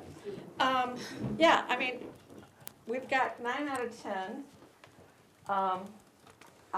Right from the start, my only objection from the very first time I saw the plan was that I wanted the school to be out farther and the rest of it be pushed back. But I've been through so many different discussions. I understand both how the planning department and what they had in mind, that those were the directions that Cernow's company was given when they came up with the plan, was to have it at that setback. That's what the new ordinance applied. So they were complying with what they were told the city wanted. The second thing is I do get the economics of it. And everything about the original building on the exterior is remaining intact, and that's critical. So, yes, I will vote yes. But not the back wall. Okay. Not the back wall. Tom? Hi, guys. As I had stated before, I've, spoke with a wide variety of people in Lathrup. Unfortunately, in the last few years, we've had some things happen. My wife was on council, and she's a good lady, grew up here, has done everything, but still she got poo-pooed by some people, and hey, such is life. You move on, okay? Don't get mad, just move on. So with that, the preservation of the building, which you guys are going to do, okay? That's one is the major concern, because the building's been there, and with taking the 2 wings off, I think that will make amends to that. Considerations with the city, you're gonna have to work through those. I would like those, again, I haven't been, shundering or anything, but as open as possible, if there's as much information as possible out to people. Because there's a lot of people that don't have time to come here or don't watch things, but they're concerned, and they're taxpayers. So they're paying the bill for everything, so it's great to see that. And then just, as far as maintaining integrity, and I throw it at the city also to maintain the integrity of that back area there, because we need to take a step up in how we're maintaining things to showcase the property. I mean, the people that are gonna be coming in there, are gonna have a lot of say in that, I would think. And as far as with that, I will vote yes. And reason being, because I want to see something, I want to see a relationship here. This is project 1. Hopefully you're gonna have some other ones. You got the, what's gonna happen to some of these other properties. And I would also, some pressure on Oakland County for Southfield Road. I mean, as far as maintaining this 50+ mile an hour down Southfield Road is not good for anybody. I'm not gonna put a business there until they drop it down to a reasonable amount. So, with that said, I wish you good luck, and, move to the next phase. So I count our vote. Pardon me? Do we do a roll call vote now? Oh, do we need a roll call? Or have we voted? You voted. Okay. Yeah, Okay. that was your roll I call. was typing All right. up as roll All right. call, so. Good, Yeah, Okay, good. you each Okay, spoke individually, so. okay. motion carries then. All right. Are there any other matters for discussion? Thanks for your consideration, guys. Appreciate it. And we're committed to being open and transparent throughout the process the rest of the way, and appreciate everyone's time. Thank you for everybody. I'll entertain a motion to adjourn. Make a motion to adjourn the meeting on the 19th. Okay, all those in favor? Aye. Aye. Aye. Okay, thank you, everybody.